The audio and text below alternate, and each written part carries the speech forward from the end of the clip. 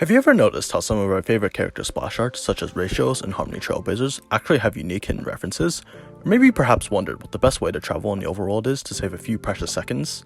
Well, we'll uncover that and more in this rendition of 8 minutes of useless information in our favorite gambling simulator, Honkai Star Rail. Did you know that the Antimatter Legion actually has their own form of artificial intelligence? Well, sorta. They actually have some basic intelligence in the form of these little guys, Baryons, and their edgy cousins, the Anti-Baryons. Their primitive minds allow them to give commands to other Legion units on the battlefield, even if their main purpose is to prevent antimatter particles from dissipating and annihilating normal matter. Maybe in like 5 years they'll be able to do our homework for us too. If you look closely, Harmony Trailblazer's splash art actually has hints of all sorts of references and motifs in it. For instance, in the background, you can see 6 portraits of various characters such as Acheron in the top left, Adventure in the top right, and Sparkle just below Acheron. We can also see what looks to be Firefly's face and Sam's torso in the bottom right, as well as Black Swan to the bottom left. Moreover, on the staircase to the left of the Trailblazer, we can also see what appears to be a revolver and some flowers, symbolizing Boot Hill and the meaning of his name, being the funeral flowers for those who died in gunfights. To the right of that, we can also see 2 birds, one inside a cage and one sitting atop of it, representing Robin as the blue songbird inside and Sunday as a watchful raven above. Underneath all of these items, we can see a blue cloak, symbolizing Mikhail and his exploits being the foundation of Penacony. Finally, on the rightmost staircase, we can see a black and red bloodhound with a tie, donning the same attire as our friendly neighborhood history fictionologist Gallagher. It's cool to see how this one image encapsulates the entirety of the main actors on the stage of Penacony. Believe it or not, the dialogue choices you pick in this game actually matter to a certain degree, even unlocking certain alternate cutscenes and stories. The first of which many of you may already know about, and it appears rather early on in the game when the Trailblazer first gets to know the space station and express crew. After some dialogue, you're actually given the choice of whether or not to stay on the space station with Herta or go about your trailblazing adventures as you normally would.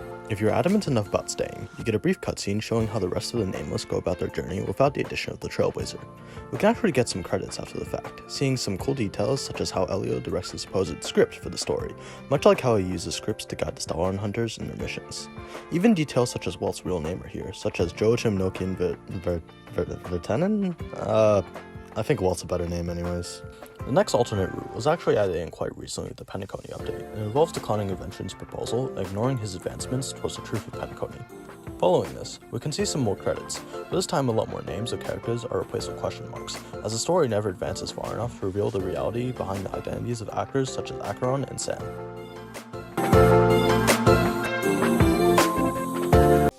Have you ever felt that our characters seem a bit slow while running around the overworld? Ever wondered how their in-game speeds translate to real life? Well, using the game's built-in distance measurement feature for quest navigation, we can actually calculate their speeds in meters per second. Starting with walking, it takes around 200 seconds to cover 100 meters, which is roughly 0.5 meters per second. That's about 1.79 kilometers an hour, or around 1.11 miles per hour. This is about 45% slower than the average human walking speed of 1.1 meters per second, which is 4 kilometers an hour, or around 2.5 miles per hour. However, things pick up from here. When jogging, our characters can cover 100 meters in around 20 seconds, clocking in at 5 meters per second. This translates to around 18 kilometers an hour, or around 11.18 miles per hour, which is about 2.25 times faster than the average human jogging speed of 2.22 meters per second, being 8 kilometers an hour, or 5 miles per hour. Now, when running at their fastest, characters can cover 100 meters in 13.4 seconds. This equates to approximately 7.5 meters per second, or 27 kilometers per hour, which is around 16.78 miles per hour. This is about 2.4 times faster than the average human running speed of 3.13 meters per second, which is 11.27 kilometers per hour, or around 7 miles per hour. Apart from normal movement, some characters have techniques that let them travel even faster than running. For example, spamming Acheron's technique lets her travel 100 meters in 13.2 seconds, making her just slightly faster than most characters' top running speed. Yukong's technique, for those who might not remember, and honestly I don't blame you, allows her to run even faster, clocking in at 10 seconds for 100 meters. That's 10 meters per second, just a bit shy of Usain Bolt's fastest recorded speed of 9.69 seconds per 100 meters, or about 10.32 meters per second. Crazy, right? Maybe there is something good about her after all. Oh wait, Dong Hung Il exists. The Bipedal Lunite's technique lets him dash 100 meters in 7.53 seconds, reaching a whopping 13.3 meters per second, or 47.88 kilometers per hour, which is around 29.75 miles per hour. Unfortunately, we don't have a real-life Dragonborn to compare this to, but it's impressive nonetheless. So, next time you're going to do a quest or just want to get somewhere faster, remember that Danhung's technique is your best bet, followed by Yukong's and then Acheron's. Man, even in one of the few things Yukong's good at, she still gets outclassed. Feels bad. Within Dr. Ratio's splash art, you can actually see 4 small equations written out. While it might seem like they wouldn't mean anything, each equation is actually a real formula. Starting off the uppermost one, we can see that it says F equals dp over dt, which is a fundamental principle in physics and represents Newton's second law. This equation tells us that force, represented by F, is a rate of change in momentum, represented by dp over dt, or change in momentum over change in time. In simpler terms, it means that anytime you apply a force to something, you're actually changing its momentum. Next up, we have the differential of e to the power of x times dx equals e to the power of x plus c. I'm gonna be real, I have no idea what this means. It's probably some calculus thingy, but my brain isn't nearly as big enough as it needs to be in order to even try to understand this. The third equation looks to be mu naught times 6,000 pi over 2 pi. More math, just what we needed. Anyways, mu naught is a constant in electromagnetism called the permeability of free space. This could be part of a calculation related to magnetic fields. Or maybe Mr. Ratios is trying to find out how permeable your skull is to his chalk. Don't worry guys, we're almost done with the math. I know, my brain's hurting too. Finally, we have t prime equals gamma times t plus x to the power of u over c squared. This equation comes straight from Einstein's theory of special relativity, and is used to calculate time in different reference frames moving at a constant speed relative to each other.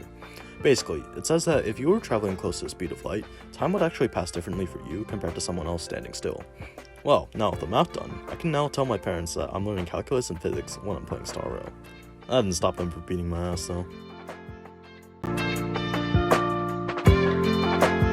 As detailed by the Herta Asset Damage Evaluation list, following the Antimatter Legion's assault on the Herta space station, a variety of items from curios to significant assets such as Asta's telescope and even the Astral Express have suffered varying amounts of damage.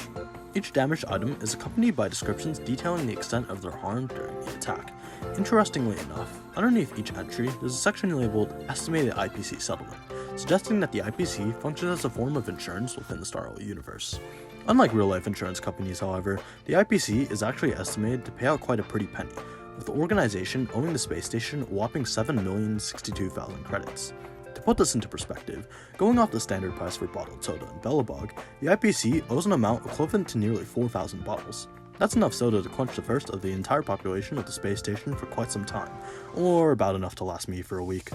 Anyways guys, that was 8 minutes of useless Star Rail information. Hopefully this video was at least entertaining, because I don't think these facts will help you very much, but nonetheless, thank you so much for watching, and if you enjoyed, please leave a like and consider subscribing. Anyways, thank you for watching, and see you soon. Take it easy.